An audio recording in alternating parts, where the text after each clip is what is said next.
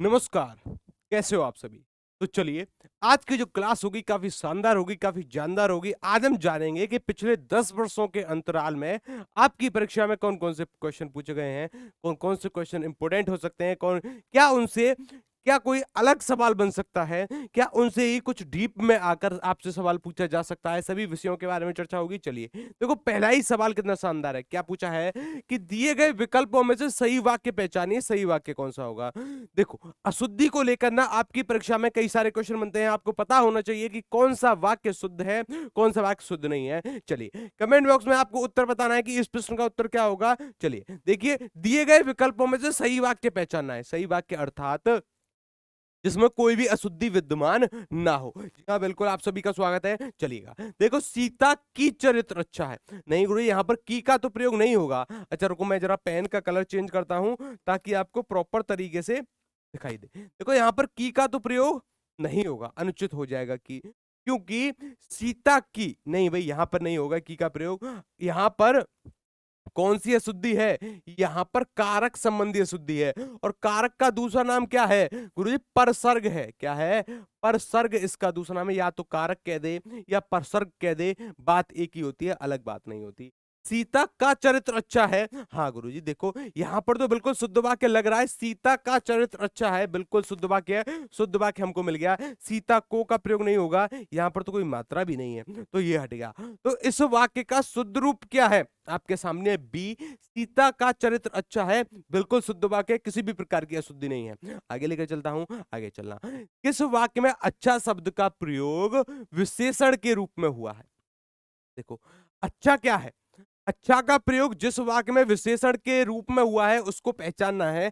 सबसे पहले एक चीज देखना, विशेषण क्या होता है?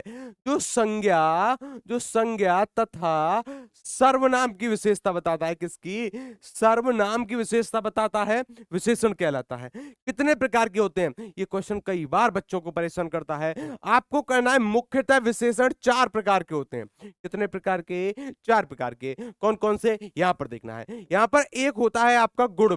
कौन सा होता है गुरुजी? गुणवाचक, हमने बचपन में पढ़ा है। दूसरा होता है गुरुजी संख्यावाचक, जहां से संख्या का बोध हो। संख्यावाचक जैसे मैंने कहा 4 लड़के 5 लड़कियां, तो ये क्या है? ये गुरुजी संख्यावाचक है। एक होता है गुरुजी परिमाणवाचक। क्या होता है? परिमाणवाचक अर्थात जहां से भी नाप तोल का बोध होता हो। एक होता है गुरुजी कौन सा? सार्वनामिक। कौन सा होता है? सार्वनामिक विशेषण, मतलब सर्वमान सर्वनाम के शब्दों को विशेषण की तरह प्रयोग कर लिया जाता है, वहां पर होता है आपका सार्वनामिक विशेषण। आगे चीजें आएंगी, आगे आपको बताया जाएगा। प्लेलिस्ट जरा चेक करना, वहां पर हर एक चीज पढ़ाई हुई है, हर एक चीज आपको मिल जाएगी। चलिएगा, देखो किस वाक्य में अच्छा शब्द का प्रयोग विशेषण के रूप में हुआ है, देखना। अच्छा है वह अभी मर जाए, अच्छा तुम सभी को पानी पिलाओ, यह स्थान बहुत अच्छा है। हाँ गुरुजी, यहाँ पर स्थान की विशेषता बताई गई है कि स्थान कैसा है? अच्छा है। कैसा है स्थान? स्थान है अच्छा, और अच्छे में भी कौन सा अच्छा? बहुत अच्छा। देखो यहाँ पर विशेषण क्या होगा गुरुजी? अगर विशेषण की बात करी जाए तो हम जानते हैं, हम होशियार हैं, आपने पढ़ाया है। अच्छा हो जाएगा विशेषण। क्या हो जाएगा? अच्छा हो जाएगा विशेषण। लेकिन अच्छे में भी कैसा अच्छा? बहुत अच्छा। तो यहाँ पर जो ये बहुत है ना, यहाँ पर जो ये बहुत है, ये क्या हो जाएगा? ये हो जाएगा प्रविशेषण। क्या हो जाएगा? ये हो जाएगा गुरुजी प्रविशेषण, इसको कह देंगे। क्या कह देंगे? प्रविशेषण इसको कहा जाता है। याद रखिएगा, परीक्षा में पूछा जाता है कि विशेषण की भी विशेषता बताने वाला शब्द क्या होता है? प्रविशेषण। मुझको पता है कि आप नहीं समझ पाए, यहां पर समझना। देखो, मैंने लिखा आम मीठा है। मैंने कहा आम मीठा है, और दूसरा वाक्य मैंने लिखा है, यहां पर देखना मैंने क्या लिखा?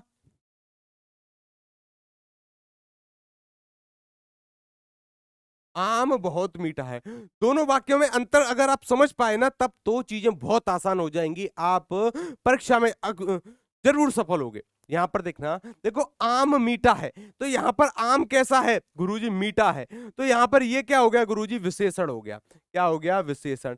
लेकिन इस वाले वाक्य में जरा देखना, इस वाले वाक्य में जरा देखना, आम मीठा है, हमको पता है गुरुजी ये है विशेषण अपना। ये क्या है? ये है विशेषण। और मीठे में भी कैसा मीठा? बहुत मीठा।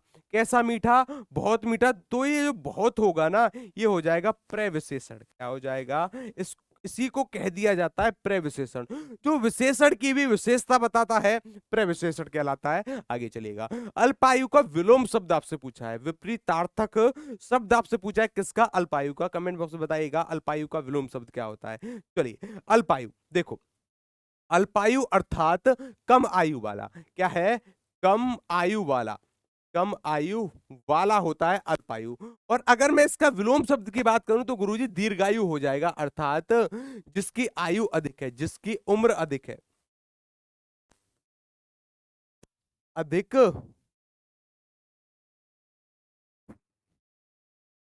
आयु वाला, अधिक आयु वाला। देखो यहां पर एक चीज आपको समझनी है, प्रश्न में से भी प्रश्न पूछना है। जैसे मैंने यहां पर जो अधिक का प्रयोग किया है ना, ये क्या है गुरुजी, ये है विशेषण। ये क्या है, ये है गुरुजी विशेषण। हम सभी को पता है अधिक और कम क्या है गुरुजी, विशेषण है। क्या है, विशेषण है। सभी को क्लियर है ये चीजें। चलिएगा आगे देखना, अध्यापक शब्द का बहुवचन क्या होगा। अध्यापक शब्द का बहुवचन, देखो सिंपल सा तरीका है बहुवचन बनाने का, या तो इसमें पीछे गढ़ जोड़ दो, क्या जोड़ दो, गढ़, या फिर वृंद जोड़ दो, क्या जोड़ दो, वृंद। दो आप जोड़ सकते हो, अध्यापक गण आप कर सकते हो, अध्यापक वृंद आप कर सकते हो, दोनों भी बिल्कुल सही उत्तर होगा। विकल्प देखो, विकल्प में क्या दिया है, अध्यापक तो नहीं होगा गुरुजी, अध्यापक। देखो यहां पर कई सारे बच्चे जल्दी जल्दी में ये उत्तर कर देते हैं गढ़ देखकर, नहीं, ये उत्तर गलत हो जाएगा क्योंकि या पर मात्रा नहीं है। अगर या पर मात्रा होती तब ये उत्तर बिल्कुल सही होता, लेकिन अब ये गलत है क्योंकि या पर कोई भी मात्रा नहीं है। अध्यापक गण नहीं भाई, यहाँ पर का लोप हो गया है, का दिया ही नहीं है, तो सही रूप क्या हो जाएगा गुरुजी, अध्यापक गण होगा। विकल्प डी इसका बिल्कुल सही उत्तर हो जाएगा। कौन सा सही उत्तर, विकल्प डी इसका एकदम से सही उत्तर होगा। आगे चलिएगा, दिए गए विकल्पों में से औगर का विलोम शब्द बताना है कि औगर का विलोम शब्द क्या होगा। कमेंट बॉक्स में बताइएगा कि औगर का विलोम शब्द किसको कहते हैं। औगर, औगर का विलोम शब्द किसको कहा जाता है गुरुजी, अगर आप औगर की बात कर रहे हो तो इसका विलोम शब्द हो जाएगा सुघर। क्या हो जाएगा, सुघर। अच्छा देखो कई बार पूछा जाता है समास का विलोम शब्द क्या होगा, याद रखिएगा समास का विलोम शब्द होता है व्यास। क्या होता है, व्यास। क्योंकि समास का जो अर्थ होता है क्या होता है, संक्षेप होता है, और व्यास का अर्थ होता है फैलाना, विस्तार। क्या होता है, विस्तार होता है, विस्तार। चीजें क्लियर हुई, जी हाँ बिल्कुल क्लियर हो गई। आगे चलिएगा, निम्नलिखित में से किसे भारत भारती पुरस्कार से सम्मानित किया गया है। मोस्ट इंपोर्टेंट क्वेश्चन है आज की क्लास का। अगर आज के क्लास के मोस्ट इंपोर्टेंट क्वेश्चन की बात करी जाए, आपके सामने है, चलिएगा आपको बताना है कि भारत भारती, और इस प्रश्न के बाद जितने भी आपके पुरस्कार है ना, सभी का सुपड़ा साफ आज की क्लास में होने वाला है। चलिएगा देखिएगा, निम्नलिखित में से किसे भारत भारती पुरस्कार से सम्मानित किया गया है। चलिए आपको बताना है क्वेश्चन नंबर 6 का सही उत्तर। क्वेश्चन नंबर 6 का सही उत्तर क्या होगा। क्वेश्चन नंबर 6 के लिए मैंने आपको दे दिए 6 सेकंड। चलिए 6 सेकंड में इसका उत्तर बताना है आप सभी को। चलिएगा, अच्छा, बिल्कुल बिल्कुल सही उत्तर आप कर रहे हैं, बहुत शानदार तरीके से आप उत्तर कर रहे हैं, बहुत धन्यवाद। देखिएगा, अगर मैं भारत भारती पुरस्कार की बात करूं तो शशि भूषण सुशांतु जी को दिया गया था भारत भारती पुरस्कार। अच्छा, सबसे महत्वपूर्ण क्वेश्चन तो यहां पर है गुरुजी, कौन सा, कई बार क्वेश्चन बनता है किससे, ज्ञानपीठ पुरस्कार से। किससे, ज्ञानपीठ पुरस्कार से कई बार क्वेश्चन पूछा जाता है कि ज्ञानपीठ पुरस्कार क्या होता है, इस ये कितनी भाषाओं में दिया जाता है, उपहार राशि कितनी है, कौन सी देवी की प्रतिमा दी जाती है। एक एक करके छापना। देखो पहला ही सवाल आप छापोगे क्या, पहला सवाल आपको छापना है क्या, कि ज्ञानपीठ क्या है। ज्ञानपीठ की बात करूं तो भारत का साहित्य के क्षेत्र में, साहित्य के क्षेत्र में सबसे बड़ा पुरस्कार, सबसे बड़ा पुरस्कार, सबसे बड़ा पुरस्कार कौन सा होता है, ये होता है ज्ञानपीठ। उपहार राशि, गुरु जी उपहार राशि तो मोस्ट इंपोर्टेंट होती है, अगर हम कोई रचना लिखेंगे तो राशि कितनी मिलेगी हमको, अगर हमारी रचना सम्मानित होती है तो 11 लाख रुपए की उपहार राशि मिलती है। किस देवी की प्रतिमा मिलती है, याद रखोगे वाग्य देवी की प्रतिमा मिलती है। किसकी मिलती है, वाग्य देवी की। एक और चीज आपको याद रखनी है, क्या, ज्ञानपीठ पुरस्कार से संबंधित आपको, देखो मैं ज्ञानपीठ के बारे में आपको जानकारी दे रहा हूं, ज्ञानपीठ के बारे में आपको जानकारी दी जा रही है। ज्ञानपीठ सबसे पहले पूछा जाता है कि हिंदी के लिए, किसके लिए, हिंदी भाषा के लिए पहला ज्ञानपीठ पुरस्कार कौन सा, पहला ज्ञानपीठ पुरस्कार किसको दिया, किसे मिला? तो क्या आपको पता है? अगर उत्तर पता है कमेंट बॉक्स में उत्तर बताना। तो उन व्यक्ति का नाम था क्या? उन व्यक्ति का नाम था सुमित्रा। कौन है? सुमित्रा नंदन पंत जी को हिंदी का पहला ज्ञानपीठ पुरस्कार दिया गया था। और मैं कहूं पहली महिला कौन थी? मैं कहता हूं पहली महिला, क्योंकि अक्सर पूछा जाता है पहली महिला कौन थी जिनको ज्ञानपीठ पुरस्कार दिया गया था। छाप कर रखिएगा, आशा पूर्णा देवी। कौन है? आशा पूर्णा देवी जी को पहला ज्ञानपीठ पुरस्कार दिया गया था। कब दिया गया था? सन भी याद रखना, 1976 में। कब? अच्छा देखो, थोड़ा सा साफ लिख देता हूं, आपको पता चल जाएगा। 1976 में, 1976 में इनको ज्ञानपीठ पुरस्कार दिया गया था। लेकिन एक क्वेश्चन कई आजकल देखा गया घुमाकर पूछता है, किस प्रकार से? पहली महिला, पहली महिला किसके लिए? हिंदी के लिए। पहली महिला जिसको हिंदी में ज्ञानपीठ पुरस्कार दिया गया था कौन थी? याद रखिएगा, महादेवी वर्मा। कौन है? महादेवी वर्मा जी को पहला हिंदी का ज्ञानपीठ पुरस्कार से सम्मानित किया गया था। रचना का नाम? रचना का नाम था यामा। क्या था? यामा। सन की बात करूं 1982। क्या है? 1982। 1982 इसलिए भी इंपॉर्टेंट होती है, आपको पता होना चाहिए। 1982 के बाद, यहां पर मैं लिख देता हूं, क्या है? 1982 के बाद इसमें संशोधन हुआ था। संशोधन क्या हुआ था? 1982 तक तो यह हुआ था कि ज्ञानपीठ पुरस्कार एक रचना के लिए दिया जाता था, लेकिन 1982 के बाद इसमें संशोधन कर दिया गया और कह दिया गया कि ज्ञानपीठ पुरस्कार आपका केवल एक रचना के लिए नहीं, संपूर्ण योगदान के लिए दिया जाएगा। किसके लिए? संपूर्ण योगदान के लिए। देखो 1982 तक तो एक रचना के लिए मिला है, यामा के लिए मिला था, महादेवी वर्मा जी को, लेकिन 1982 के बाद संपूर्ण योगदान के लिए दिया जाने लगा। याद रखिएगा। आगे लेकर चलता हूं, आगे देखना। कई बार पूछा जाता है कितनी भाषाओं में दिया जाता है, कितनी भाषाओं में दिया जाता है? तो याद रखना है आपको, हमने सभी ने पढ़ा है कि अपने संविधान की आठवीं अनुसूची कौन सी है? आठवीं अनुसूची में कितने प्रकार की भाषाओं का उल्लेख है? 22 प्रकार की भाषाओं का। लेकिन जो आपका ज्ञानपीठ पुरस्कार है, ये 22 जमा 1 टोटल 23 भाषाओं में दिया जाता है। अभी एक कौन सी भाषा है गुरुजी? इंग्लिश। कौन सी? इंग्लिश भाषा में भी ज्ञानपीठ पुरस्कार दिया जाता है। लेकिन अब आपका क्वेश्चन उठेगा कि गुरुजी अगर हिंदी का पूछ सकता है, इंग्लिश का भी तो पूछ सकता है कि पहले व्यक्ति कौन थे? पहले व्यक्ति कौन थे जिनको इंग्लिश के लिए दिया गया था? पहले व्यक्ति थे आपके अमिताभ घोष। याद रखिएगा, अमिताभ, मैं यहां पर लिख देता हूं, अमिताभ घोष जी को इंग्लिश का पहला ज्ञानपीठ पुरस्कार से सम्मानित किया गया। अच्छा, एक बार एक क्वेश्चन बना था स्थापना को लेकर कि ज्ञानपीठ पुरस्कार की स्थापना कब होती है? कब होती है? 1961 में। स्थापना कब हो जाती है? 1961 में। लेकिन एक बार क्वेश्चन पूछा था कि पहली बार कब प्रदान किए गए थे? 1965 में। वो व्यक्ति कौन थे जिनको पहली बार ज्ञानपीठ पुरस्कार सम्मानित किया गया था? याद रखिएगा, जी शंकर कुरूप। कौन है? जी शंकर कुरूप जी। जी शंकर कुरूप जी को हिंदी का, सॉरी माफी चाहूंगा, हिंदी का नहीं, पहला ज्ञानपीठ पुरस्कार दिया गया था। इनकी भाषा कौन सी थी? ये किस भाषा में साहित्य लिखते थे? मलयालम में। तो अगर पूछा जाए कि पहला ज्ञानपीठ पुरस्कार किस भाषा को दिया गया? मलयालम को। पहले व्यक्ति कौन थे? जी शंकर कुरूप। उपहार राशि 11 लाख रुपए की। हिंदी साहित्य का सबसे बड़ा पुरस्कार होता है। ये सब चीजें आपको जाननी चाहिए। आगे लेकर चलता हूं। निम्न विकल्पों में से एक सही विकल्प छांटना है आपको कि कौन सा सही विकल्प है। सही विकल्प से मेरा सिर्फ छोटा सा तात्पर्य है कि शुद्ध विकल्प कौन सा है। चलिएगा, मैं पुस्तक को पढ़ता हूं। अच्छा जी, युग की मांग का बीड़ा कौन बजाता है? मैं सोमवार के दिन तुम्हारे घर आऊंगा, सब लोग अपना अपना काम करो। क्या हो जाएगा शुद्ध रूप? चलिए देखते हैं, समझते हैं। निम्नलिखित में से सही विकल्प चुनना है। मैं पुस्तक को नहीं, मैं पुस्तक पढ़ता हूं, ये बिल्कुल शुद्ध रूप हो जाएगा। को का प्रयोग क्यों करना भाई हमको? मैं पुस्तक पढ़ता हूं बिल्कुल शुद्ध रूप होगा। चलिए, मैंने पेन का कलर चेंज कर लिया है ताकि आपको कोई भी दिक्कत ना हो। चलेगा। युग की मांग का बीड़ा कौन बजाता है? गुरुजी, बीड़ा हमने सुना है, बीड़ा नाम का एक पान भी होता है जो कि चबाया जाता है। बीड़ा को बजाया नहीं जाता है, चबाया जाता है। याद रखिएगा, बीड़ा चबाता है बिल्कुल होना चाहिए था।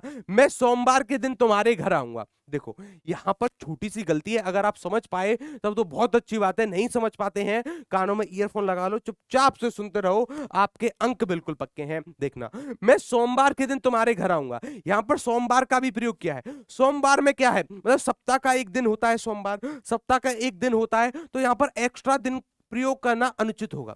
जब सोमवार का प्रयोग कर दिया तो दिन का प्रयोग क्यों करना। मैं सोमवार को तुम्हारे घर आऊंगा, ये सही है, दिन का प्रयोग नहीं होगा, याद रखिएगा। तो शुद्ध वाक्य कौन सा हो जाएगा, विकल्प डी वाला, सब लोग अपना अपना काम करो। सब लोग अपना अपना काम करो, बिल्कुल शुद्ध वाक्य होगा। कुछ भी डाउट हो, कुछ भी पूछना है, कुछ भी लिखना है, तुरंत पूछ लेना कमेंट बॉक्स में। चलेगा, आगे लेकर चलता हूं। लेखक असगर वजाहत को उनकी किस रचना के लिए साहित्य का व्यास सम्मान से सम्मानित किया गया था। मोस्ट इंपोर्टेंट क्वेश्चन आज की क्लास का। अगर आज की क्लास के मोस्ट इंपोर्टेंट क्वेश्चन की बात करी जाए आपके सामने, क्योंकि ये क्वेश्चन स्टैटिक जीके के लिए भी इंपोर्टेंट है, करंट अफेयर के लिए भी इंपोर्टेंट है, अपनी हिंदी के लिए तो इंपोर्टेंट है ही, क्योंकि साहित्य का क्वेश्चन है। चलिएगा जी हाँ, अगर कुछ अच्छा जी, बिल्कुल बिल्कुल आप सही उत्तर कर रहे हैं। चलिएगा, देखो लेखक असगर वजाहत को उनकी किस रचना के लिए कौन सा पुरस्कार, व्यास सम्मान। देखो सबसे पहले थोड़ी सी आपको कहानी समझनी है किसकी, व्यास सम्मान की, ताकि मैं थोड़ी सी नींव रख सकूं। क्या है व्यास सम्मान, और इन सभी सम्मानों पर ना मैंने अलग से वीडियो बनाई है, अलग से आप उसको चेकआउट कर सकते हो, उनको पढ़ सकते हो। चलिए देखो व्यास सम्मान, सबसे पहला जो क्वेश्चन बनता है कि इसकी स्थापना, या फिर स्थापना छोड़ो, ये पहली बार कब प्रदान किए गए, पहली बार कब प्रदान किए गए, पहली बार कब प्रदान किए गए थे। याद रखना, ये करे गए थे 1951 में। 1951 में किस संस्था के द्वारा प्रदान किया जाता है, याद रखिएगा के बिड़ला। मोस्ट इंपोर्टेंट क्वेश्चन है, इसको छाप कर रखना, किसी ना किसी शिफ्ट में देखने को मिलेगा। के बिड़ला, के बिड़ला फाउंडेशन के द्वारा यह प्रदान किया जाता है कौन सा, व्यास सम्मान। अच्छा, अगर पूछ ले उपहार राशि कितनी होती है, उपहार राशि कितनी होती है, तो कितना बताओगे, 4 लाख रुपए की इसमें उपहार राशि प्रदान करी जाती है। कितने रुपए की, 4 लाख रुपए की इसमें उपहार राशि प्रदान करी जाती है। अगर मैं पूछता हूं क्या, अगर मैं पूछता हूं कि पहले व्यक्ति कौन थे जिनको व्यास सम्मान दिया गया था, पहले पहले व्यक्ति कौन थे जिनको व्यास सम्मान से सम्मानित किया गया था, मोस्ट इंपोर्टेंट है, कई बार पूछता है। पहले व्यक्ति रामविलास शर्मा, याद रखना, रामविलास शर्मा, रामविलास शर्मा जी को पहला व्यास सम्मान से सम्मानित किया गया था। 4 लाख रुपए मिलते हैं। गुरु जी हम भी कोई ना कोई किताब लिखेंगे, कोई ना कोई निबंध, कोई ना कोई बुक लिखेंगे, हमको क्या पता हमारी कृति सम्मानित हो जाए। जी हाँ बिल्कुल हो सकती है, अगर आपके अंदर टैलेंट है उसको वेस्ट मत जाने दीजिए, अगर लिखने का शौक है लिखा करिए। चलेगा, क्वेश्चन नंबर 9 देखना। गुरुजी का गला थोड़ा सा सूख रहा है, तब तक आप 9 का उत्तर करो, तब तक मैं थोड़ा सा जल पी लेता हूं, ठीक है ना। चलिएगा,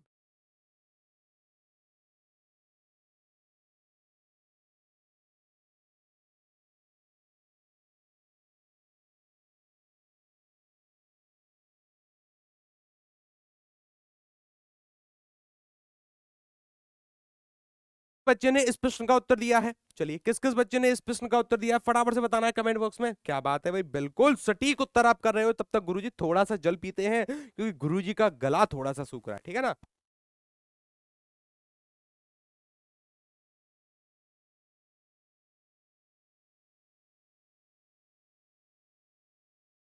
हाँ जी, देखो, ये सुख समता किमें करे चंद्र बुपारो रंग। सर इस प्रश्न में मुझे पता है 95% बच्चे फेल होते हैं, क्योंकि उनको पता ही नहीं होता कि इस प्रश्न में करना क्या है, कैसे प्रश्न का उत्तर निकालना है। आज के बाद कोई भी दिक्कत नहीं होगी। कैसे नहीं होगी गुरुजी, आपने ऐसे कैसे कह दिया। देखना, मैं आपके सामने 4 वाक्य लिखूंगा, 4 वाक्यों में 4 अलग अलग प्रकार के अलंकार होंगे। अगर आपको उत्तर पता है करते रहना, नहीं पता है कोई बात नहीं, गुरुजी बताएंगे। चलिए देखते हैं। अच्छा आवाज आ रही है सभी को, जी हाँ भाई आवाज सभी को आ रही होगी। चलिए देखना, मैंने यहां पर लिखा, जैसे मैं कमल की बात करता हूं, कमल की, तो कई बार देखा जाता है कि चरण, क्या है, चरण की तुलना किससे कर देते हैं, कमल से। मैंने लिख दिया चरण कमल। दूसरा मैंने लिखा चरण, देखो चारों वाक्य अलग अलग होंगे, चरण समान कमल, ये चीज होगी। यहां पर मैंने लिखा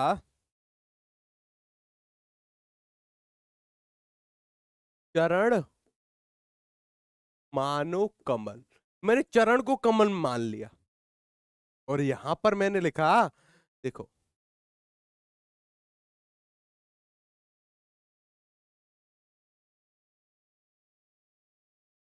चारों वाक्य को पहले तो पढ़ो ध्यान से और उसके बाद करना कि गुरुजी इन चारों में चार अलग अलग प्रकार के अलंकार हैं, लेकिन पहचाने कैसे, किस तरीके से पहचाना जाए। देखो अगर आपने अलंकार, देखो मैं इस प्रश्न का उत्तर इस बेस पर दूंगा कि आपको थोड़ी बहुत बेसिक नॉलेज है, अगर बेसिक नॉलेज नहीं है तब अलंकार मैंने पढ़ा दिए हैं, प्लेलिस्ट जाकर चेक करना, ठीक है ना। चलिए देखना, चरण कमल, मैंने एक शब्द कहा चरण कमल, तो चरण कमल जैसे ही मैं बोलता हूं तो आपको क्या पता चलता है कि गुरुजी चरण को कमल बता दिया गया है, कमल को चरण बता दिया गया है।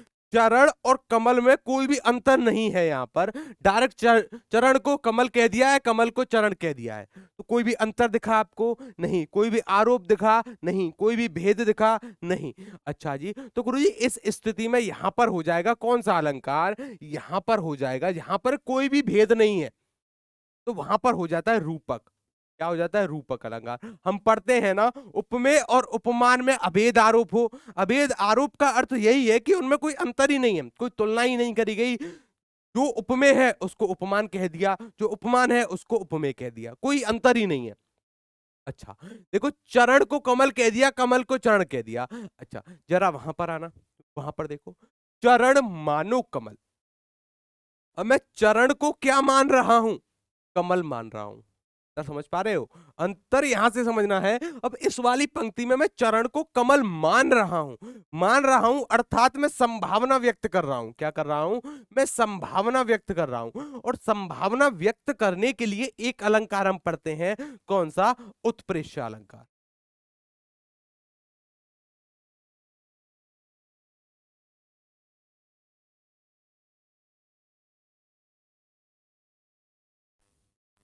कौन सा अलंकार पढ़ते हैं, उत्प्रेष्य अलंकार पढ़ते हैं, कौन सा अलंकार पढ़ते हैं, उत्प्रेष्य अलंकार। अच्छा जी, अब देखो इससे नीचे वाली पंक्ति देखो, कमल समान चरण, जो आपके चरण है, जो प्रभु जी के चरण है, वे किसके समान है, चरण के समान है। अंतर समझना, अंतर यहां से समझना, अगर अंतर समझ लिया ना आपने तो अंक आपके हाथ में है। चरण समान चरण, जो चरण है वे किसके समान है, गुरुजी कमल के समान है, किसके समान है, कमल के समान। यहां पर मैंने तुलना कर दी किसकी, चरणों की तुलना कर दी कमल से, कि चरण जो है कमल के समान है, तो गुरुजी यहां पर तुलना करने के लिए आता है उपमा अलंकार। कौन सा अलंकार, उपमा अलंकार का प्रयोग।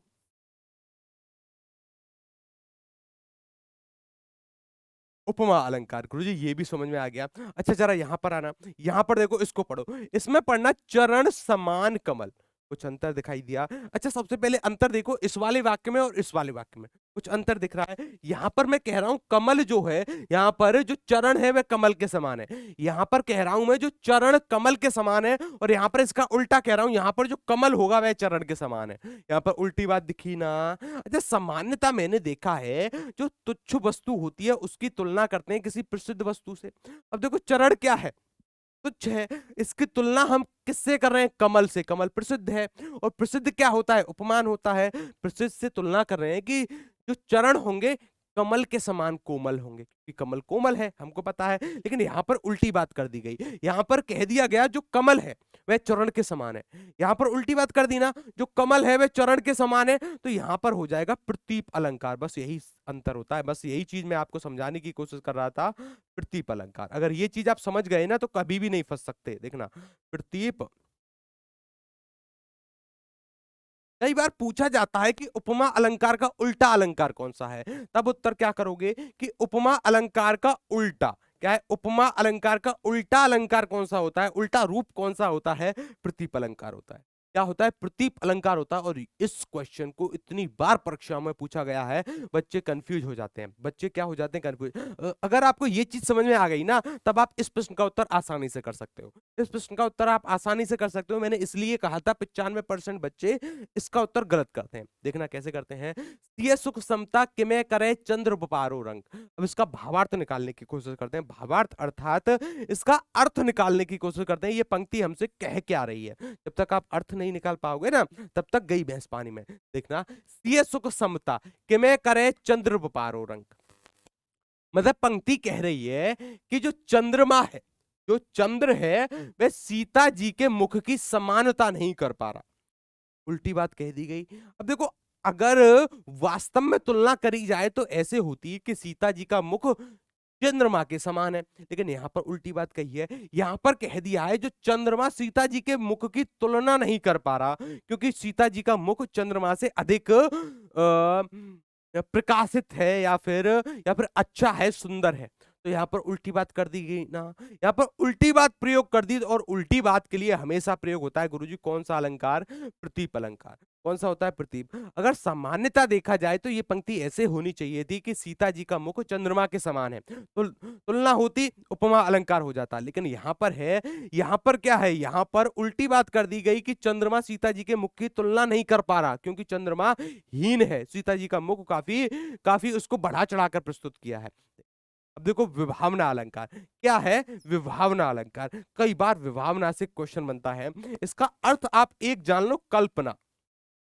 क्या है, कल्पना। जिस भी काव्य की पंक्ति में कल्पना हो ना, वहां पर विभावना अलंकार होगा। कैसे गुरुजी, कल्पना कैसे होगी। जैसे एक उदाहरण हम पढ़ते हैं, बिनु पद चले सुने बिनु काना।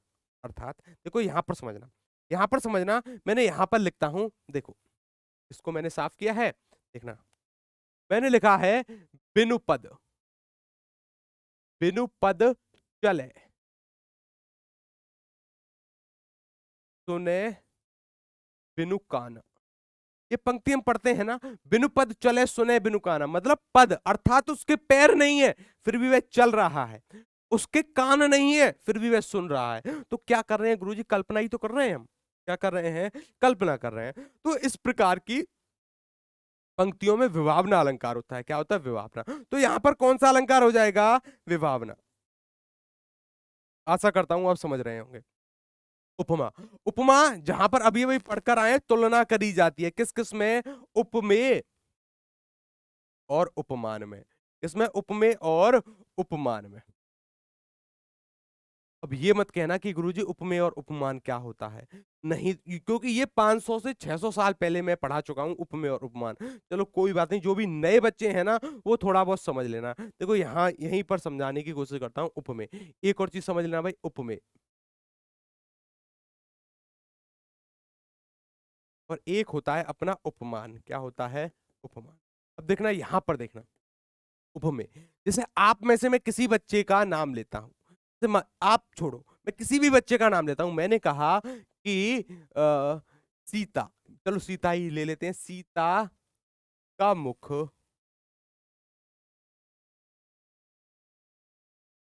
चंद्रमा के समान है। तो यहां पर मैंने एक पंक्ति लिखी, मैंने लिखा सीता जी का मुख जो है चंद्रमा के समान है। तो मैं किसकी तुलना कर रहा हूं, सीता जी के चेहरे की तुलना कर रहा हूं, मुख की तुलना कर रहा हूं।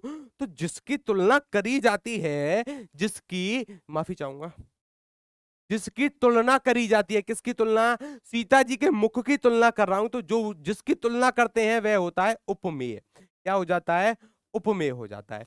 और जिससे तुलना करते हैं, किससे तुलना कर रहे हैं, चंद्रमा से। किससे तुलना कर रहे हैं, चंद्रमा से। सीता जी के मुख की तुलना कर रहे हैं, तो चंद्रमा हो जाएगा उपमान। क्या हो जाएगा, उपमान। चीजें समझ पा रहे हो। अगर चीजें समझ पा रहे हो तो यस करना। देखो इसको पहचाना कैसे जाए, यहां पर लिखते हैं जिसकी। देखो ये शायद आपको दिख नहीं रहा होगा, मैं पेन का कलर चेंज कर, जिसकी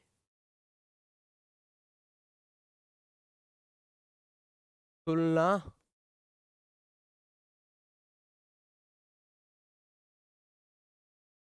जिसकी तुलना की जाए वह होता है उपमेय। और जिससे तुलना की जाए,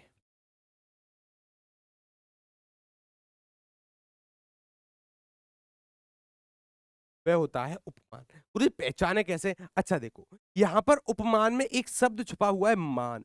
मान का अर्थ क्या होता है? घमंड होता है। क्या होता है? घमंड, अर्थात प्रसिद्ध। जो वस्तु प्रसिद्ध होगी उसको घमंड होगा। जी हाँ गुरुजी, बिल्कुल है। मानकर चलो आपके पड़ोस में एक व्यक्ति है, एक छात्र है जो सिलेक्टेड है, वो प्रसिद्ध है, तो उसको घमंड तो आएगा ही। चलिए, तो देखो जो प्रसिद्ध वस्तु होगी उसको घमंड होगा, उपमान। अब देखना यहाँ पर प्रसिद्ध वस्तु कौन सी है? सीता जी का मुख है या फिर चंद्रमा है? गुरु चंद्रमा है, क्योंकि उसी से तो तुलना कर रहे हैं। जो प्रसिद्ध वस्तु होगी वह क्या होगी?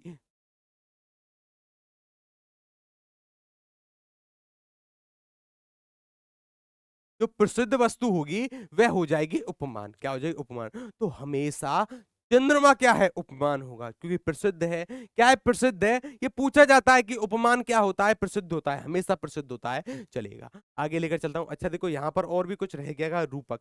जहां पर उपमेय और उपमान में भेद रहित आरोप हो। कैसा हो? भेद रहित। भेद रहित अर्थात जिसमें भेद ही ना हो, रहित मतलब जिसमें ना हो, भेद रहित आरोप हो, कोई भी भेद ना हो, आरोप हो, वहां पर हो जाता है रूपक अलंकार। चलिएगा, आगे देखते हैं। आगे चलिए, क्वेश्चन नंबर 10 देखना। क्वेश्चन नंबर 10 हमसे क्या पूछ रहा है? दिए गए विकल्पों में से शुद्ध वाक्य चुनना है कि शुद्ध वाक्य कौन सा होगा। ध्यान से करना, अच्छा प्रश्न है। शुद्ध वाक्य पूछा है, वह दृश्य मेरी आंखों में, वह दृश्य देख मेरी आंखों में आंसू आ गए। हिंदी के अधिकतर लेखक निर्धन है। तुम तुम्हारा काम करो, मैं आपको कुछ नहीं कह सकता। चलिए, क्वेश्चन नंबर 10 के लिए मैंने आपको 2 सेकंड, चलिए 2 नहीं, 5 सेकंड का टाइम दिया। 5 सेकंड में बताना कि इसका सही उत्तर क्या होता है। क्वेश्चन नंबर 10, क्वेश्चन नंबर 10 के बारे में देखकर बताओ भाई, क्वेश्चन नंबर 10 का सही उत्तर क्या होगा? क्या पूछा है हमसे? अशुद्ध वाक्य चुनना है कि अशुद्ध वाक्य कौन सा होगा। क्या चुनना है? अशुद्ध वाक्य चुनना है। देखना, वह दृश्य देख मेरी आंखों में आंसू आ गए। अरे अगर आंसू की बात करूं मैं, किसकी? अगर मैं आंसू की बात करता हूं तो आंसू सदैव बहुवचन में प्रयोग होता है। किसमें होता है? बहुवचन में प्रयोग होता है हमेशा आंसू का। और अगर ये बहुवचन में प्रयोग होगा तो इसके लिए क्रिया भी बहुवचन में प्रयोग होगी। यहां पर देखना, यहां पर आंसू आ गए, बिल्कुल सही है गुरुजी। इस वाक्य में कुछ भी, किसी भी प्रकार की अशुद्धि नहीं है, शुद्ध वाक्य है। चलिए गुरुजी, हमने मान लिया आपकी बात, हमने इसको शुद्ध कर दिया, लेकिन पूछा क्या है? अशुद्ध पूछा है। आगे चलना, हिंदी के अधिकतर लेखक निर्धन है, इसमें भी कुछ भी, किसी भी प्रकार की अशुद्धि नहीं है। तुम तुम्हारा काम करो। हाँ गुरुजी, मिल गई अशुद्धि। हमने अशुद्धि की कहा था, अशुद्धि गुरुजी मिल गई। तुम्हारा का प्रयोग नहीं होगा, तुम अपना काम करो। तुम अपना काम करो, ये होगा। या फिर तुम काम करो, तुम अपना काम करो, तो ये होगा। तुम्हारा का प्रयोग तो गुरुजी नहीं होगा। मैं आपको कुछ नहीं कह सकता, ये भी शुद्ध वाक्य, कुछ भी अशुद्धि नहीं है। तो अशुद्ध वाक्य क्या हो जाएगा? विकल्प नंबर सी वाला, तुम अपन। तुम यहां पर क्या होना चाहिए था? तुम अपना काम करो। आगे चलता हूं, आगे लेकर चलता हूं। देखना, अब आपको बताना है, जो स्त्री सूर्य भी ना देख सके उसको क्या कहा जाता है। भाई जिस स्त्री ने कभी सूर्य भी नहीं देखा, कभी सूर्य को जाना ही नहीं, कभी सूर्य को देखा ही नहीं, उसको हम क्या कहते हैं? असूर्य स्पर्शया कहते हैं, या फिर असूर्य स्पर्श कहते हैं, या फिर असर्य मप्स्या कहते हैं, या फिर सूर्यमंस्या कहते हैं। चलिए, अब आपको बताना है उसको क्या कहा जाता है, उसको किस नाम से बुलाया जाता है। जो स्त्री कभी सूर्य ना देख सके ना, उसको कहते हैं असूर्य स्पर्शया। क्या कहते हैं? असूर्य स्पर्शया। अच्छा जी, यहां पर एक और चीज आपको छापनी है। जो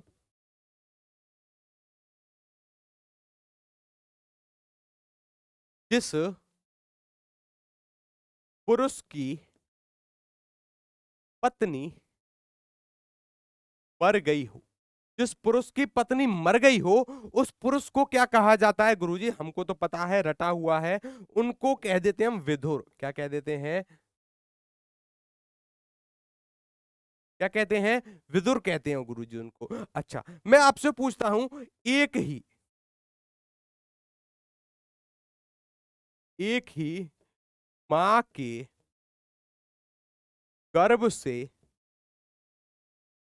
उत्पन्न, एक ही मां के गर्भ से उत्पन्न संतान को क्या कहा जाता है? आपको पता होना चाहिए। उनको कह देते हैं सहोदर। क्या कहा जाता है? सहोदर उनको कहा जाता है। क्या कहा जाता है? सहोदर। आगे चलता हूं, आगे चलिए। धेनु शब्द का बहुवचन क्या होगा? अब आपको बताना है। धेनु का बहुवचन चुनना है कि धेनु का बहुवचन क्या होगा? कमेंट बॉक्स में बताइएगा कि धेनु का बहुवचन क्या होता है। कमेंट बॉक्स में उत्तर देना है आप सभी को कि धेनु का बहुवचन क्या होगा। चलिए, अच्छा प्रश्न। देखो, धेनु का अर्थ क्या होता है गुरुजी? गाय होता है। क्या होता है गुरुजी? गाय इसका अर्थ होता है। अगर मैं बात करूं कि धेनु का बहुवचन, तो देखो क्या होता है, धेनुएं होता है। एक चीज आपको हमेशा काम आएगी, यहां पर छापना, सदा, यहां पर मैं लिखता हूं सदा,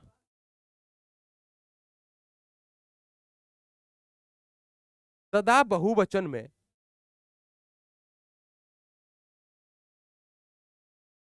रहने वाले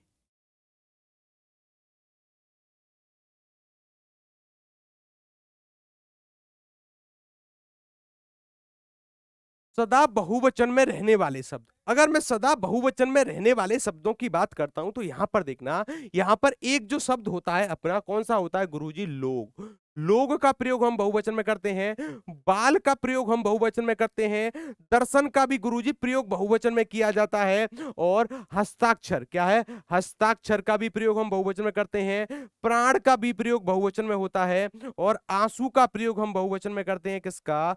आंसू का प्रयोग हम बहुवचन में करते हैं। ये सभी चीजें क्लियर हैं? अच्छा गुरु, बिल्कुल क्लियर है। अच्छा देखना, दाम का प्रयोग बहुवचन में होता है, माल का प्रयोग बहुवचन में होता है, समाचार का प्रयोग बहुवचन में होता है। किसमें होता है? बहुवचन में। बोले ये कैसे काम आएंगे? देखो, अगर मैं आपसे एक क्वेश्चन पूछता हूं, एक सवाल मैं आपसे पूछता हूं, क्या कि मुझको बताइए सदा की, देखो यहां पर एक क्वेश्चन मैं पूछता हूं आपसे, देखना इस क्वेश्चन का उत्तर देना, कि मैंने कहा बाल का बहुवचन बताओ, बाल का बहुवचन, बाल का बहुवचन बताइए।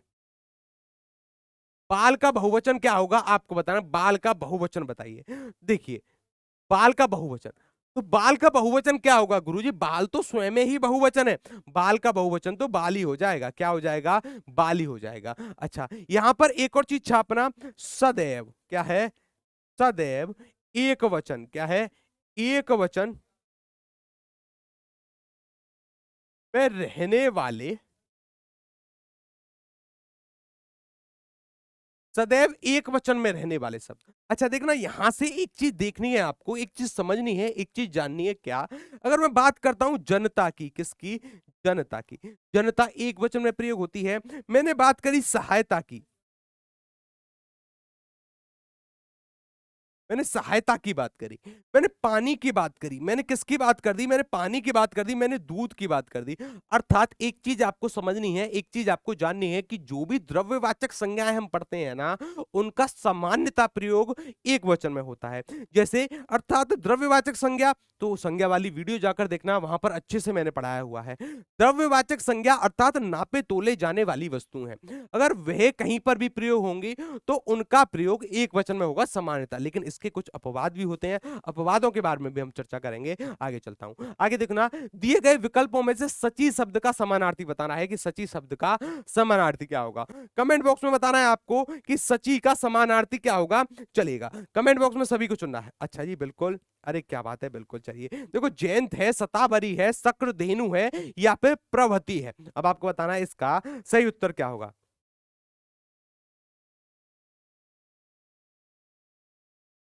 देखो, अगर मैं सची की बात करूं, देखो हम पढ़ते हैं सतावरी, सतावरी का अर्थ होता है इंद्र। क्या होता है? इंद्र की पत्नी। क्या होता है? पत्नी।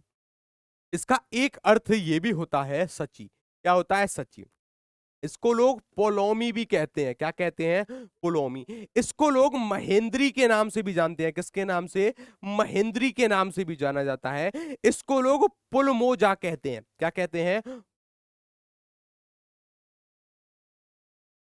पुलोमजा भी इसको कहा जाता है, याद रखिएगा, पुलोमजा भी इसको कहा जाता है इंद्र की पत्नी के लिए। अच्छा, तो यहां पर क्या हो जाएगा गुरुजी? ये हो जाएगा 20 का एकदम से करेक्ट उत्तर। अगर अच्छा आगे लेकर चलता हूं, देखना, राधिका सो रही है, राधिका सो रही है, इस वाक्य में आपको पहचानना है कि जो क्रिया है वह किस काल का बोध करा रही है। ध्यान से चुनना। और सबसे पहले तो एक चीज आपको बतानी है, कि देखो मैंने यहां पर किसका प्रयोग किया? काल का। काल कितने प्रकार के होते हैं, या फिर काल का हिंदी व्याकरण के अनुसार अर्थ क्या होता है, यहां पर समझते हैं। देखो, काल का अर्थ होता है समय। क्या होता है? समय। काल का अर्थ क्या होता है? समय। और जो काल होता है हिंदी व्याकरण में, देखो मैं यहां पर लिखकर समझाने की कोशिश करता हूं। काल, मैंने यहां पर लिखा है काल। काल कितने प्रकार का होता है गुरुजी? 3 प्रकार का काल होता है। किस किस प्रकार से? काल एक होता है आपका वर्तमान काल। क्या होता है? वर्तमान काल। एक होता है आपका भूतकाल, क्या होता है भूतकाल, एक होता है आपका भविष्यकाल। अब जो कई सारी बुक है ना, भविष्य काल, क्या होता है भविष्य काल। अब कई सारी बुक्स में वर्तमान काल को लेकर कई सारे मिथक दिए गए हैं कि वर्तमान काल 2 प्रकार के हैं, 3 प्रकार के हैं, 5 प्रकार के हैं, 6 प्रकार के हैं, 7 प्रकार के हैं। लेकिन आपको ऐसा नहीं करना है। अगर आपसे पूछ ले काल कितने प्रकार के, तो आपका उत्तर होगा 3 प्रकार के। लेकिन पूछा जाए वर्तमान काल कितने प्रकार के, कोई कुछ भी कहे, आप 5 से टस से मस नहीं होगे। उत्तर करके आना है परीक्षा में 5। कितना करना है, 5 करना है। जिस देखो काल में पढ़ाऊंगा वीडियो वाली क्लास में, वहां पर आप आना, वहां पर देखना कि काल, वर्तमान काल 5 प्रकार से कौन कौन से होते हैं और क्या मिथक है इसके बारे में देखना। भूतकाल, तो भूतकाल तो हम जानते हैं 6 प्रकार के होते हैं, भविष्यकाल हम जानते हैं 3 प्रकार के होते हैं। कितने प्रकार के, 3 प्रकार के। चलिएगा अब देखना, राधिका सो रही है। जब मैंने राधिका को देखा तो वह सो रही थी, रात का सो रही है। तो गुरु यहां से क्या होगा, क्या उसकी नींद कंप्लीट हो गई है, क्या वह सोकर जग चुकी है? नहीं गुरुजी, अभी सो रही है। क्या है, अभी सो रही है। अच्छा, क्या क्रिया खत्म हो चुकी है? नहीं गुरु, थाती थे, मैंने देखा तो मुझे लगा कि ये भूतकाल की क्रिया है। जी हाँ बिल्कुल, बहुत ही आपको सही लगा। क्या क्रिया संपन्न हो चुकी है? नहीं, तो ये हो जाएगा अपूर्ण भूतकाल। और मैंने आपको कितनी बार बताया, जहां से भी आपको रहा था, क्या है, रहा था, रही थी, क्या है, रही थी, रहे थे, ऐसे मिले, वहां पर क्या होता है, अपूर्ण भूतकाल होता है। क्या होता है, वहां अपूर्ण भूतकाल का उदाहरण होता है। चीजें समझ में आ रही हैं? चलिएगा आगे लेकर चलता हूं आपको, आगे देखना। चलिए अब देखो, दत्तक शब्द के लिए उचित वाक्यांश छांटना है आपको कि दत्तक शब्द का उचित वाक्यांश क्या होगा। कमेंट बॉक्स में आपको बताना है कि दत्तक शब्द का उचित वाक्यांश क्या होगा। यहां से देखिएगा, उपकार के बदले दिया गया पैसा, नहीं गुरुजी ये तो नहीं होगा। अच्छा, अब देखना, जो पुत्र गोद दिया लिया गया हो, हाँ गुरुजी ये सही है। जो पुत्र गोद लिया गया हो ना, उसको कहते हैं दत्तक। क्या कहते हैं, उसको कहते हैं दत्तक, कह दिया जाता है उसको। क्या कह दिया जाता है, दत्तक उसको कहा जाता है। वह प्राणी जो आवल या खेड़ी में लिपटा हुआ अपनी माता के गर्भ से उत्पन्न हो, नहीं। आगे चलिएगा, देखो, सीता जी की सिसकी सुनकर उसकी मां कमरे में आई। यहां पर मैंने एक शब्द का प्रयोग किया है, सिसकी का। किसका, मैंने एक शब्द का प्रयोग किया है, सिसकी। अब आपको इसको बहुवचन में बताना होगा कि सिसकी का बहुवचन क्या होता है। कमेंट बॉक्स में बताइएगा कि सिसकी का बहुवचन क्या होता है। चलिए, जी हाँ बिल्कुल, बहुत सटीक तरीके से आप उत्तर कर रहे हैं, बहुत बहुत आभार सभी का। चलिएगा, अच्छा जी बिल्कुल, देखो सिसकी का बहुवचन बताना है। देखो, सिसकियां, सिसकिया, या फिर सिसकी, या फिर सिसकियो, क्या होगा इसका सही उत्तर। चलो मैंने यहां पर आपके लिए एक अंक की बिंदी भी लगा दी, सिसकियों कर दिया भाई। चलिए अब आपको बताना है इसका सही उत्तर क्या होता है। ध्यान से चुनना। देखो, सिसकी, सिसकी का अगर बहुवचन पूछ लिया जाए तो क्या होगा, सिसकियां होगा। गुरुजी सिसकियां क्यों नहीं होगा? देखो, अगर हम बहुवचन बनाते हैं ना, तो जो दीर्घ स्वर होता है वह हस्व में परिवर्तित हो जाता है। किसमें, हस्व में। अब देखो यहां पर क्या है, दीर्घ स्वर है, हस्व में परिवर्तित होगा तो छोटी की मात्रा आ जाएगी। क्या आ जाएगी, छोटी। बी इसका एकदम से करेक्ट उत्तर होगा। आगे लेकर चलता हूं, 17 देखो, विशेषण के मुख्य कितने भेद माने गए हैं। मोस्ट इंपोर्टेंट क्वेश्चन आज की क्लास का। देखो, अलग अलग मुनियों के अनुसार ना, अलग अलग टॉपिक के अलग अलग भेद माने गए हैं। लेकिन आपको क्या करना है, आपको वो उत्तर करना है जो सर्वमान्य है, या फिर जो सामान्यता मान्य है, जो आपका आयोग सही मानता है। अगर आप उससे अलग जाओगे तो नंबर खो दोगे। चलिएगा, यहां देखना, विशेषण के मुख्य कितने भेद माने गए हैं। मुख्य की बात करूं या फिर सामान्यतः की बात करूं, तो विशेषण के मुख्य भेद होते हैं 4। कौन कौन से? एक भेद होता है गुणवाचक। कौन सा होता है? गुण, गुणवाचक एक भेद होता है। गुणवाचक एक भेद है। और वो दूसरा जो भेद बनता है, कौन सा बनता है दूसरा? संख्यावाचक बनता है। कौन सा बनता है? संख्या, संख्यावाचक बनता है। गुरु तीसरा कौन सा बनता है? तीसरा बनता है आपका परिमाणवाचक। कौन सा बन जाता है? परिमाण, परिमाणवाचक एक विशेषण बनता है। गुरु चौथा कौन सा बनता है? तो चौथा छापना है भाई, चौथा बन जाता है सार्वनामिक। कौन सा बन जाता है? सार्वनामिक विशेषण। कौन सा बन जाता है? सार्वनामिक विशेषण। तो ये 4 प्रकार के विशेषण हैं जो हमको पढ़ने हैं, बारी बारी से पढ़ने हैं, कोई बात नहीं। देखो, गुणवाचक, जहां से भी रंग रूप दशा अवस्था का बोध होता है गुणवाचक। जहां से संख्या का बोध हो, संख्यावाचक। जहां से मात्रा, मतलब नापे तोले जाने वाली वस्तुओं का बोध हो, वहां पर होता है परिमाणवाचक। जैसे मैंने कहा कि 4 किलो चीनी लेकर आओ, तो चीनी कितनी है 4 किलो। चीनी की मात्रा क्या है, चीनी का परिमाण क्या है कि वह 4 किलो है, तो परिमाणवाचक सार्वनामिक। अर्थात देखो इससे नाम से ही क्लियर है, सर्वनाम हमने पढ़े हैं, सर्वनाम के वो शब्द जो विशेषण की तरह प्रयोग होते हो, या फिर इसका एक और नाम है संकेतवाचक। क्या है, संकेत, याद रखिएगा, संकेतवाचक। क्या नाम है इसका, नाम है संकेतवाचक। क्या नाम है इसका, इसका नाम है संकेतवाचक, आपको पता होना चाहिए। चलेगा, आगे चलता हूं, आगे चलेगा। इस गद्यांश का को गद्यांश है ही नहीं, कोई बात नहीं। अच्छा, निम्नलिखित में से शुद्ध वाक्य छांटना है, शुद्ध वाक्य कौन सा होगा। अब आपको बताना है निम्नलिखित में से शुद्ध वाक्य कौन सा है, कमेंट बॉक्स में बताइएगा। जतिन बहुत सज्जन पुरुष है, नहीं भाई।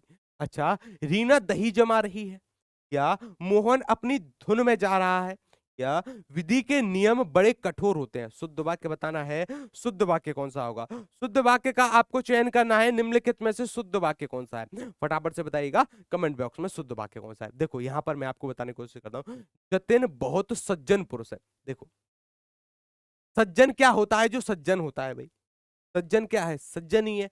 अच्छा, लेकिन यहां पर पुरुष, देखो जतिन सज्जन है, क्या है, जतिन सज्जन है। देखो ये तो हो गया गुरुजी गलत, गलत हो गया। अब देखना, रीना दही जमा रही है, क्या दही कभी जमाया जाता है, नहीं गुरु, दही तो कभी नहीं जमाया जाता है, दही तो जमा हुआ होता है। दूध जमाया जाता है, क्या, दूध जमाया जाता है, तो यहां पर दही की जगह क्या आना चाहिए था, दूध। रीना दूध जमा रही है। अच्छा, मोहन अपने धुन में जा रहा है, गुरुजी गलत हो गया। यहां पर धुन की बात कर रहे हैं, तो यहां पर अपने का प्रयोग नहीं होगा, अपनी का प्रयोग होगा। किसका प्रयोग होगा, अपनी का। मोहन अपनी धुन में जा रहा है, तो ये शुद्ध वाक्य होता, अपना का प्रयोग यहां पर गलत हो जाएगा, ये भी गलत कर दिया। विधि के नियम बड़े कठोर होते हैं, गुरुजी ये तो एकदम से शुद्ध वाक्य लग रहा है, ये तो शुद्ध वाक्य लग रहा है, बिल्कुल सही वाक्य है। गुरुजी भी आपसे सहमत हैं भाई, बिल्कुल गुरुजी ने इसको शुद्ध वाक्य की संज्ञा दे दी। किसकी संज्ञा, शुद्ध वाक्य की। चलिएगा, अब आपको बताना है इसका सही उत्तर क्या होता है। नीचे दिए गए विकल्पों में से कौन सा परिमाणवाचक विशेषण का उदाहरण नहीं है। सबसे पहले हमको इसी को पढ़ना है, गुरुजी नहीं के बारे में जानकारी मांगी गई है, अर्थात कौन सा नहीं होगा, कौन सा नहीं होगा, अब आपको बताना है। चलिएगा, बहुत बहुत सुंदर तरीके से आप उत्तर कर रहे हैं, क्या बात है। चलिए भाई, बिल्कुल, अब आपको बताना है कौन सा नहीं होगा।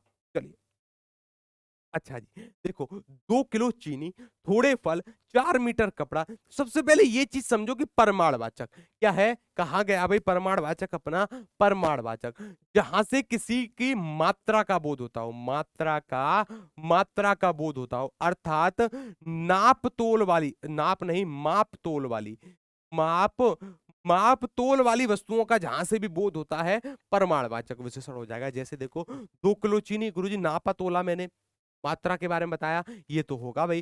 थोड़े फल, यहां से भी मात्रा का बोध हो रहा है, चाहे थोड़े हों ज्यादा हों, प्रमाण ही है। चलिए, 4 मीटर कपड़ा, गुरुजी नापा तोला मैंने 4 मीटर कपड़ा। लेकिन मेज, मेज क्या होगी गुरुजी, ये तो संज्ञा हो जाएगी। क्या हो जाएगी, संज्ञा। क्योंकि संसार में जितनी भी वस्तुएं हैं, अगर उनका कोई ना कोई नाम है तो उनको हम संज्ञा कह देते हैं। और संज्ञा, एक चीज याद रखिएगा, संज्ञा कितने प्रकार की होती है गुरुजी, संज्ञा अर्थ के आधार पर होती है 5 प्रकार की, और व्युत्पत्ति के आधार पर, व्युत्पत्ति के आधार पर होती है 3 प्रकार की, और मूल संज्ञा कई बार पूछता है तो वो भी कितने प्रकार की होती है, 3 प्रकार की। सभी प्रश्न आपके सामने हैं। अच्छा, तो विशेषण क्या है, विशेषण कितने प्रकार के होते हैं, 4 प्रकार के, अभी अभी पढ़कर आए हैं। चलिएगा, भाषा की उत्पत्ति किस शब्द से हुई है, अब आपको बताना है भाषा जो शब्द है आपका, इसकी उत्पत्ति किस शब्द से हुई है, और फिर मैं आपको कुछ एक्स्ट्रा जानकारी की तरफ लेकर चलूंगा, वो आपको भी पढ़नी है। चलेगा, भाषा की उत्पत्ति भाषा से हुई है, संस्कृत से हुई है, भाष से हुई है, द्रविड़ से हुई है। देखो यहां पर आपको एक हलंत का भी प्रयोग करना चाहिए, क्योंकि यहां पर हलंत आएगा, क्योंकि जो भाषा जो शब्द है ना, वह किससे बना है, भाष शब्द से बना है। और भाष शब्द किसका शब्द है, संस्कृत का शब्द है भाष। अच्छा जी, देखना, भाषा शब्द की उत्पत्ति भाष शब्द से हुई है। अब चलते हैं आपकी एक्स्ट्रा जानकारी की तरफ, जो कि आपको पता होनी चाहिए।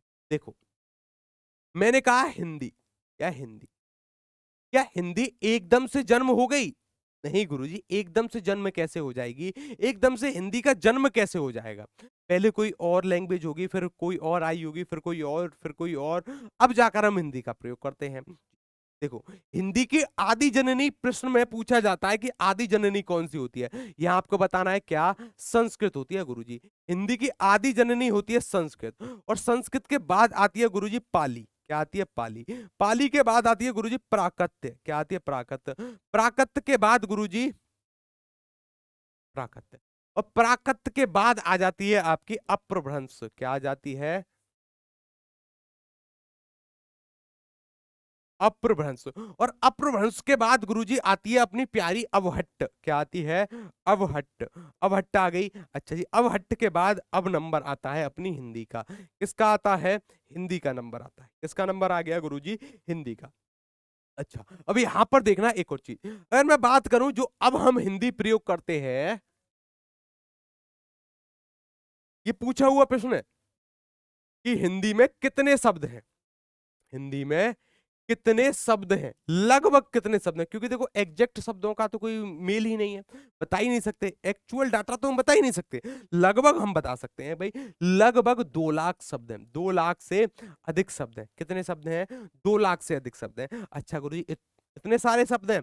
अच्छा, इसमें से जो 85% तक जो शब्द हैं वे बने हैं आपके भारतीय भाषाओं से। किससे?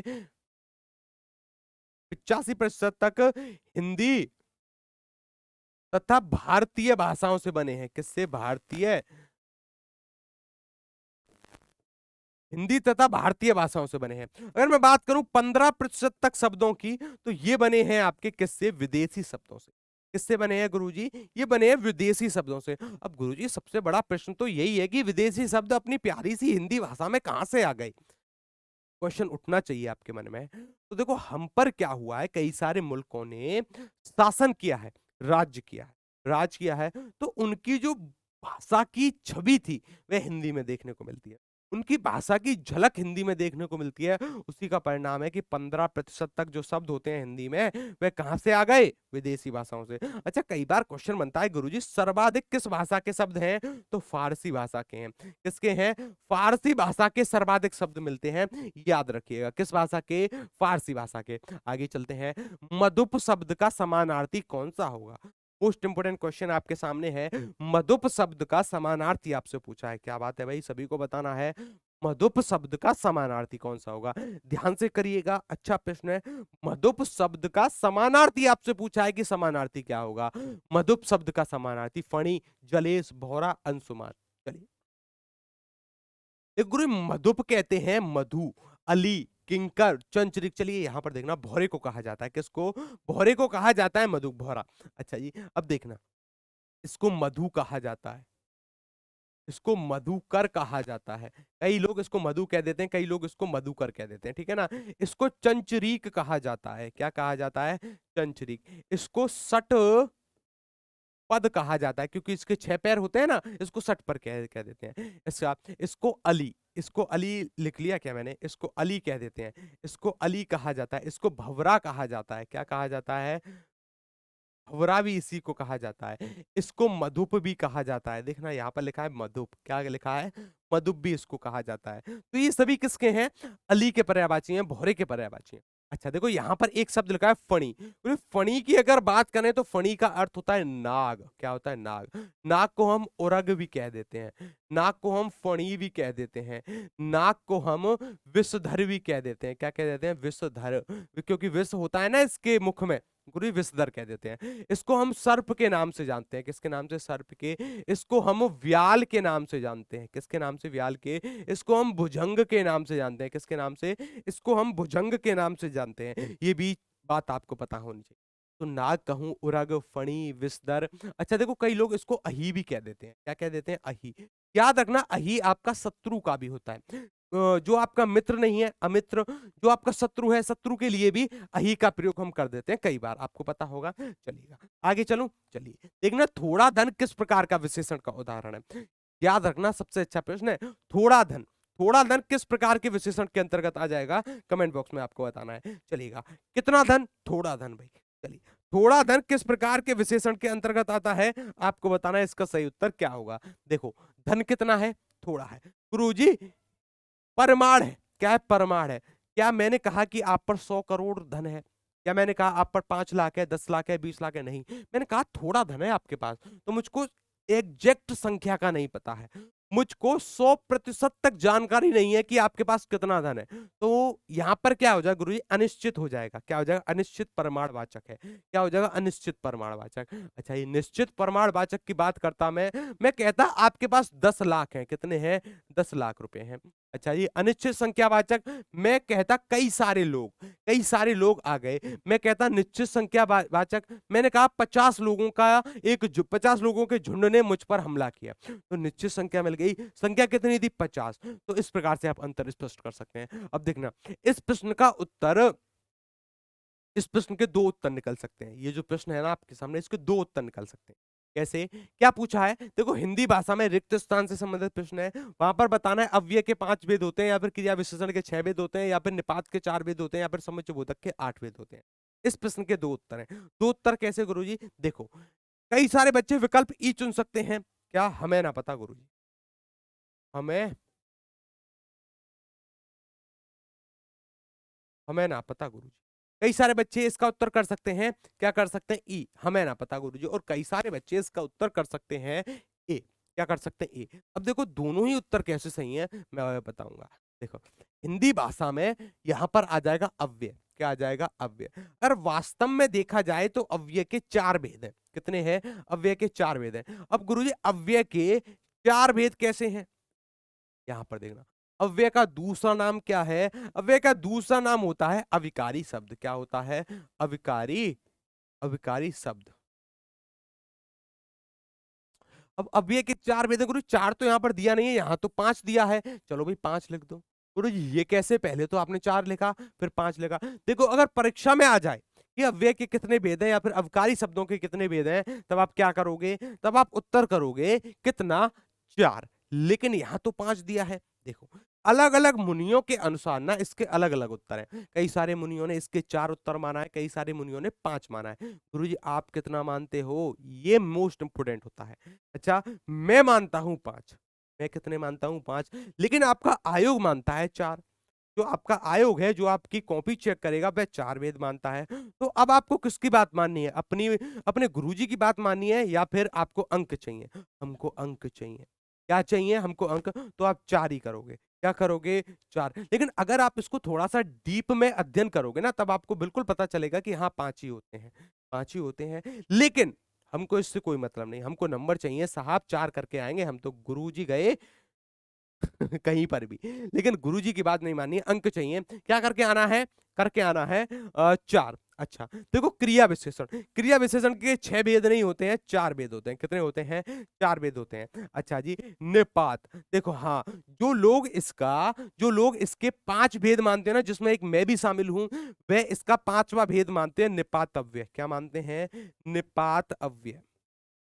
कौन सा भेद मानते हैं, निपात अव्यय इसका 5वां भेद मानते हैं, याद रखिएगा। आगे चलते हैं। आगे देखना, ज्यो ज्यो भीगे कामरी त्यों त्यों भारी हो, इसका अर्थ बताना है आपको। ज्यो ज्यो कामरी भीजती है त्यों त्यों भारी होती है, फटाफट से बताना है कमेंट बॉक्स में। ज्यो ज्यो भीजे कामरी त्यों त्यों भारी हो।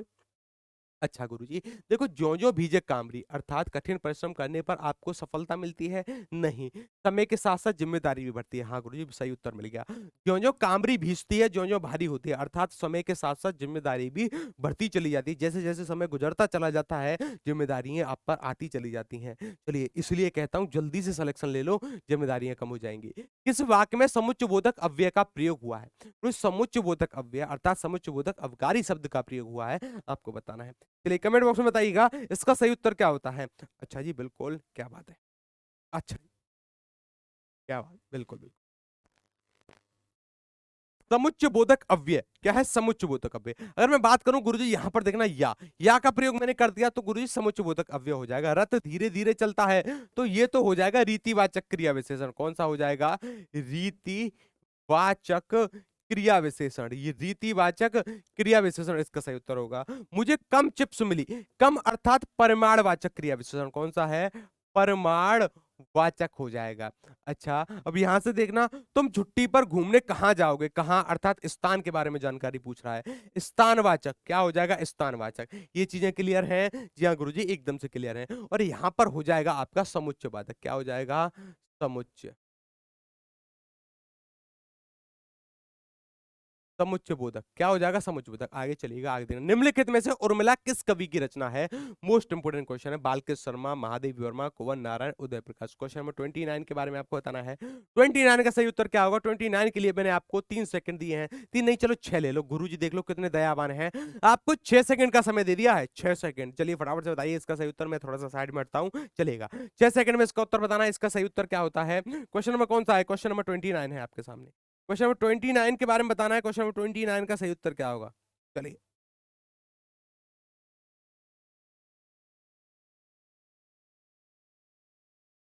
चलिए भाई चलिए, चलिए। देखो उर्मिला क्या है? उर्मिला, अगर उर्मिला की बात करी जाए ना, तो उर्मिला के रचयिता थे आपके बालकृष्ण शर्मा। कौन थे? बालकृष्ण शर्मा। याद रखिएगा। अब देखो यहाँ पर एक नाम है महादेवी वर्मा। क्या है? महादेवी। ये नाम थोड़ा सा इंपोर्टेंट इसलिए है कि इनको ज्ञानपीठ पुरस्कार मिल चुका। क्या मिल चुका है? ज्ञानपीठ। और हिंदी के लिए पहली महिला जिनको ज्ञानपीठ दिया गया था यही थी। इनको ज्ञानपीठ पुरस्कार मिला था, रचना का नाम था यामा। कब मिला था गुरुजी? 1982 में मिला था। रट गया गुरुजी अब तो हमको। अच्छा जी, बहुत बहुत आभार आपका। चलिए देखना, जात वेद का पर्यायवाची निम्नलिखित में से कौन सा है? अच्छा प्रश्न है, आपको बताना है जात वेद का पर्यायवाची। चलिएगा, चलिए। हाँ भाई, जात वेद का पर्यायवाची।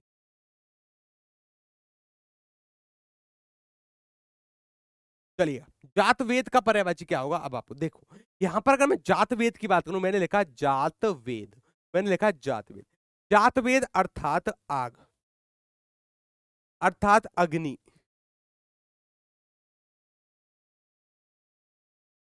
अर्थात ज्वाला भी कई लोग कह देते हैं, अर्थात जलन भी कई लोग कह देते हैं, अर्थात कृषाणु भी कई लोग कह देते हैं। क्या कह देते हैं? कृषाणु। अच्छा जी, कई लोग इसको पावक कहते हैं। क्या कहते हैं? पावक। कई लोग इसको अच्छा हुतासन कहते हैं। क्या कहते हैं? हुतासन कहते हैं। ये सभी किसके पर्यायवाची हैं? कई लोग इसको अनल के नाम से जानते हैं। किसके नाम से? अनल। देखो यहां पर एक चीज ध्यान देना, अनल अलग है, अनिल अलग है। दोनों अलग अलग शब्द हैं, दोनों का अर्थ अलग अलग है। अनल का अर्थ होता है आग, जातवेद। और अगर मैं अनिल की बात करूं गुरुजी, अनिल का अर्थ क्या होता है? यहां से देखोगा, यहां से देखना, अनिल का अर्थ होता है हवा। क्या होता है? हवा। हवा को हम वायु कहते हैं। क्या कहते हैं? वायु। हवा को हम, अनिल को हम, वायु को हम और क्या कहते हैं? पवन के नाम से भी जानते हैं। अब देखना, यहाँ पर मैंने पवन लिख दिया क्या कहीं? पावक लिखा है, बिल्कुल सही, पवन। कई लोग इसको गांव में बयार कह देते हैं। कई लोग समीर कह देते हैं। क्या कह देते हैं? समीर। कई लोग समी के नाम से जानते हैं, सिर्फ समी कह देते हैं। अब कई लोग इसको वायु कह दे, कई लोग इसको मारुत कह देते हैं। क्या कह देते हैं? मारुत। अब कई लोग इसको वायु, पवन, वेग के नाम से भी जानते हैं, हवा। देखो हवा मैंने लिखा है, क्या नहीं लिखा? हवा भी लिख लो, ठीक है ना? हवा। तो ये सभी क्या है? ये सभी किसके पर्यायवाची हैं? पूरे अनिल के पर्यायवाची हैं। किसके हैं? अनिल के। अच्छा, तो यहां से क्या हो गया? जात वेद का पर्यायवाची गुरुजी अग्नि हो गया। क्या हो गया? अग्नि। बिजली को बिजली कह देते हैं, बीजुरी कह देते हैं, क्षण प्रभा भी कह देते हैं। ये आपको बताना चाहिए। धारदार, धराधर, धराधर किसको कहते हैं? कमेंट बॉक्स में बताना। चलिए क्वेश्चन नंबर 31, श्लेष अलंकार के कितने वेद? मोस्ट इंपोर्टेंट क्वेश्चन, कई बार पूछा जाता है। श्लेष अलंकार, सबसे पहले जानो कि अलंकार किसको कहते हैं। श्लेष को भी मत पढ़ो अभी, श्लेष को भी मत पढ़ो, सबसे पहले समझो अलंकार क्या है। अलंकार का एक अर्थ होता है गुरुजी आभूषण। क्या होता है? आभूषण। अच्छा, सबसे पहले एक चीज देखनी है अलंकार के बारे में। किसके बारे में? अलंकार किन किन शब्दों से मिलकर बना है, क्योंकि क्वेश्चन बन चुका है आपका कि अलंकार किन किन शब्दों से मिलकर बना है। ये बना है अलम। क्या है? अलम, जमाकार, ये इन दोनों शब्द से बना है। अलम का अर्थ होता है चमत्कार या फिर सजावट, ये इसका अर्थ होता है। कार का करने वाला, सजावट करने वाला, चमत्कार करने वाला, क्या कहलाता है? अलंकार। इसका एक अर्थ आभूषण भी होता है। जैसे अगर मैं कहूं कोई स्त्री आभूषण पहनती है, और आभूषण पहनती है, तो आप कहोगे गुरुजी वह सुंदर दिखाई देगी, उसकी शोभा बढ़ेगी, वह सुंदर दिखाई देती है। उसी प्रकार से आपका काव्य है। काव्य में, काव्य क्या है? काव्य। काव्य में कुछ ऐसे तत्व होते हैं या कुछ ऐसे शब्द होते हैं जिनके माध्यम से काव्य की शोभा बढ़ती है। क्या कहलाते हैं? अलंकार कहलाते हैं। क्या कहलाते हैं गुरुजी? अलंकार कहलाते हैं। अच्छा, देखना, अब पूछा है श्लेष अलंकार। श्लेष अलंकार पढ़ लो भाई यहीं के। श्लेष अलंकार जहां पर एक शब्द, क्या है? जहां पर एक शब्द के एक से अधिक अर्थ निकले, एक से अधिक अर्थ निकले, वहां क्या होता है, वहां होता है आपका श्लेष अलंकार। कौन सा अलंकार? वहां होता है गुरुजी श्लेष अलंकार। कौन सा अलंकार होता है? श्लेष अलंकार। अच्छा जी, देखो श्लेष अलंकार के भी ना अगर मैं बात करूं, देखो यहां पर समझना, श्लेष अलंकार, श्लेष अलंकार सबसे पहले जानो जहां पर एक शब्द के, जहां पर एक शब्द के एक से अधिक अर्थ निकले,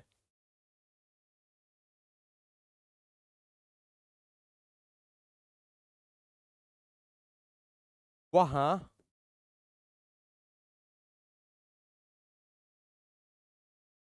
श्लेष अलंकार होता है। ये चीज समझ में आ गई। अब देखो ये दो प्रकार के होते हैं। कितने प्रकार के? कुल श्लेष अलंकार होता है आपका दो प्रकार का। जैसे यहां पर समझना, श्लेष अलंकार दो प्रकार के कैसे होता है, देखो एक होता है सबंग। क्या होता है? सबंग श्लेष। और एक होता है अभंग श्लेष। क्या होता है? अभंग श्लेष। नाम से पता चल गया होगा, मतलब शब्दों को तोड़कर उसके भिन्न भिन्न अर्थ निकाले जाते हैं, वहां होता है सबंग श्लेष। कौन सा? सबंग। और जहां पर शब्दों को तोड़े बिना उसके अर्थ अलग अलग निकाल दिए जाते हैं, वहां होता है अभंग श्लेष। नाम से ही क्लियर है। तो इसके क्या होते हैं गुरुजी? दो भेद होते हैं। कितने भेद होते हैं? दो। तो यहां से दो दिख गया। चलिए अब देखो ये है आज का आपका होमवर्क का क्वेश्चन, जो आपको घर से कर कर लेकर आना है। घर से कर कर लाओगे इस प्रश्न का उत्तर कि यहाँ पर, अच्छा देखो अच्छा प्रश्न है, चलो इसको यहीं बता देते हैं क्योंकि अच्छा प्रश्न है, क्योंकि मुझको पता है आप आलसी लोग हो, घर से तो कर कर लाओगे नहीं, ऐसे ही यहीं पर क्लास को बंद कर दोगे। चलिए कोई बात नहीं, मैं बताता हूँ, आप भी उत्तर करने की कोशिश करिए। कुर्सी आंगन के बीच बिछा दो, इसमें कारक कौन सा है? देखो या तो इसमें कारक पूछ सकता है यहीं पर, या पूछ सकता है परसर्ग बताइए। क्या बताइए? परसर्ग। या कारक कह दे, परसर्ग कह दे, बात एक ही। कारक का दूसरा नाम परसर्ग होता है। कितने प्रकार के होते हैं? 8 प्रकार के होते हैं। कितने प्रकार के? 8 प्रकार के। चलिए अब देखो कुर्सी आंगन के बीच बिछा दो, इसमें कौन सा कारक होगा गुरुजी? देखो यहां पर के का प्रयोग हुआ है, के का। अब देखो यहां पर किसी ने संबंध तो नहीं किया है, संबंध किया है तो गई भैंस पानी में। देखो इसका अर्थ यह है कुर्सी आंगन में बिछा दो, कुर्सी आंगन में बिछा दो। गुरुजी अगर मैं का प्रयोग हुआ है तो यहाँ पर अधिकरण आ जाएगा। क्या आ जाएगा? अधिकरण। तो इसका सही उत्तर क्या होगा गुरुजी? अधिकरण। चलिए ये है आज का आपका होमवर्क का क्वेश्चन, ये आपको घर से कर कर लेकर आना है। घर से कर कर लाइएगा इस प्रश्न को। अच्छा प्रश्न है, ठीक है ना? फिर मुलाकात होगी आपसे आगे की क्लास में, तब तक के लिए नमस्कार, राधे राधे, जय श्री कृष्ण। क्लास अच्छी लगी है, वीडियो को लाइक करना, चैनल को सब्सक्राइब करना। नमस्कार, धन्यवाद, जय श्री कृष्ण।